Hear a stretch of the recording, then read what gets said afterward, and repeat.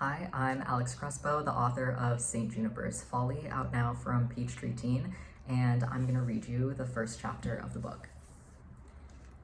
Nothing good ever happened in St. Juniper, Vermont. Okay, that might have been a little dramatic. Nothing good ever happened to me in St. Juniper, and if I'd had to bet on it, nothing ever would. Maybe I didn't have the authority to make that kind of sweeping statement about a place I barely remembered, but hey, lack of common sense had never stopped me before. For years, St. Juniper had only existed inside my head as a sort of fever dream, a tourist trap nestled neatly between the Adirondacks and Green Mountains, seemingly staged for the sole purpose of producing exceptionally charming postcards. Everything about it felt suffocating, except for the vast forest and craggy peaks that formed a massive valley on the north side of town. I didn't remember much of anything else, but I didn't think it mattered. As far as I was concerned, the odds I'd ever go back to my hometown were near zero. But when the summer before my senior year came barreling into my life, the Universe and Vermont Department for Children's and Families had other plans. One flight and 2 bus rides later, I was unceremoniously dumped back into a past I had spent the better part of 8 years trying to forget. I'd set my expectations comfortably low, but I did have one goal when I came back to St. Juniper. I wanted a fresh start. This was my last shot to get things right before I turned 18. I didn't want to mess things up with my newly assigned legal guardian before I even had the chance to unpack the single trash bag that I just salvaged from my cross-country foster care extravaganza of a childhood. But the second I stepped back onto St. Juniper soil, I realized I was screwed. It was like if a picture book about colonial America and Children of the Corn had a baby. There was one elementary school, one high school, and one grocery store, all within walking distance of the town center with its little brick sidewalks and candy-striped awnings. Every neighborhood was lined with white picket fences and 200-year-old oak trees that probably had more laws protecting them than I had protecting me.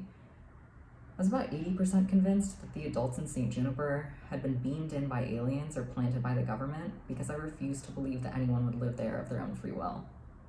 And then there was the gossip. I'd lived in enough small towns to know that my entire existence would become a public spectacle. But St. Juniper wasn't like other small towns, it was worse. I thought I'd be able to enjoy at least a few days of anonymity, but when I ventured out onto Main Street for the first time after my move, I realized that everybody had already gotten the memo about me. The cashier at the corner store held the $20 bill I gave him up to the light, and the woman bagging my groceries leveled a scowl at me that said she already knew my entire life story. Anywhere else, dirty looks could have been about anything from the way I dressed to the color of my skin. It had never been a cakewalk, but I'd learned to shrug it off as best as I could. But in St. Juniper, it was impossible not to wonder if that woman bagging my groceries remembered me from when I was a kid, or if the clerk at town hall had known my mom before I came into the picture. Every sidelong, heavy with judgment glance carried the extra weight of possible recognition, or worse, pity. After only 2 weeks in town, my nerves had practically rubbed themselves raw. I felt trapped, and I found myself, not for the first, the 10th, or even the 100th time in my life, daydreaming about running away. But I wasn't thinking of some far-off city where nobody knew my name or my face or the people who had given both of them to me. I was thinking about the valley, because in the back of my mind, there was a persistent drumbeat telling me that I would be safe in the woods, that something was out there to meet me on the other side. I got the final push I needed when I stopped by Maple City Diner one night. The waitress knew which takeout order was mine before I even gave her my name, and 2 women at the counter fell silent the second they noticed me. You look just like Samantha," one of them said. It felt like all the oxygen was sucked out of the room as she turned to her friend. "Doesn't he look just like her?" The other woman nodded. "Totally, you have her eyes. Shame about the way things ended up. We all thought Sammy was going to do such amazing things, and then, well..." The door shut behind me before she could finish, my order still sitting on the counter. I walked out of the restaurant and down the street, not caring where I was going.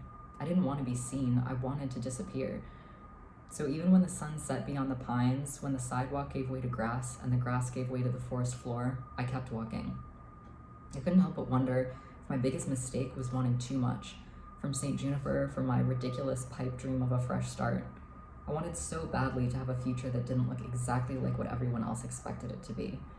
I didn't want to be another foster kid who fell off the map, who didn't get to be happy. But maybe I was better off alone, out of sight and out of mind. After all, who would really care if a person like me walked into St. Juniper's Folly and never came back? That was the first chapter. I hope you enjoyed hearing a little bit about Jamie's life. and I hope you check out the rest of the book to see how his story unfolds.